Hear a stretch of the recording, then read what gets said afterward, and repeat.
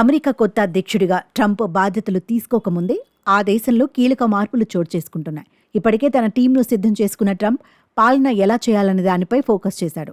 ముందుగా వలసవాదులపై ఉక్కుపాదం మోపాలని డిసైడ్ అయినట్టుగా తెలుస్తోంది. న్యాచురలైజ్డ్ సిటిజన్షిప్ను ఎత్తివేసేందుకు కసరత్తులు మొదలుపెట్టారు. సీన్ కట్ చేస్తే త్వరలోనే అమెరికాలో భారీగా ఉద్యోగాల కోత ఉంటుందని ట్రంప్ సన్నిహితులు చెప్పడం ఇప్పుడు సంచలనంగా మారింది. తాజాగా ప్రభుత్వ సామర్థ్య విభాగాన్ని ఏర్పాటు చేశారు ట్రంప్.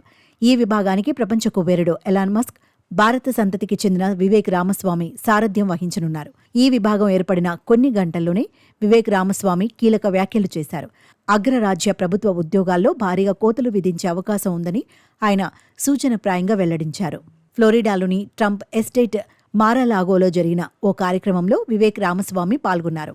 లక్షల మంది ఫెడరల్ బ్యూరోక్రాట్లను బ్యూరోక్రసీ నుంచి సామూహికంగా తొలగించే స్థాయిలో తాను ఎలాన్ మస్క్ ఉన్నామని, ఉద్యోగుల కోతలపై సంకేతాలిచ్చారు వివేక్ రామస్వామి. ప్రజలకు ఎలాన్ మస్క్ గురించి తెలియదని, అమెరికా అభివృద్ధికి ఆయన దగ్గర ఒక ప్రణాళిక ఉందన్నారు. అమెరికా ఆర్థిక వ్యవస్థను గాడిలో పెట్టేందుకు కొన్ని కఠినమైన నిర్ణయాలు తీసుకుంటామని వివేక్ రామస్వామి తెలిపారు. జనవరి నుంచి అమెరికాలో కొత్త పొద్దు పొడవనుందని, నిబద్ధత, కఠిన శ్రమతో దేశాన్ని ముందుకు తీసుకెళ్లేందుకు తాము సిద్ధమవుతున్నామన్నారు. జాతితో సంబంధం లేకుండా నైపుణ్యం కలిగిన వ్యక్తులకు ఉద్యోగాలు కల్పించాలన్నదే తమ లక్ష్యమని రామస్వామి వివరించారు.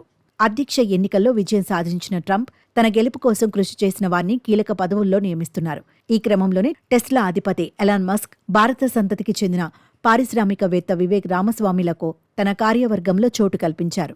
వీరిని డిపార్ట్మెంట్ ఆఫ్ గవర్నమెంట్ ఎఫిషియన్సీ సంయుక్త సారథులుగా నియమించారు. ప్రభుత్వ వ్యవస్థలో వీరు కీలక మార్పులు తేనున్నట్లు తెలుస్తోంది. ఇప్పటికే ఈ డోజ్ విభాగం కోసం ఉద్యోగుల నియామకాలు కూడా ప్రారంభించారు. ఈ మేరకు ఈ శాఖ సోషల్ మీడియా ఎక్స్లో పెట్టిన పోస్ట్ వైరల్గా మారింది.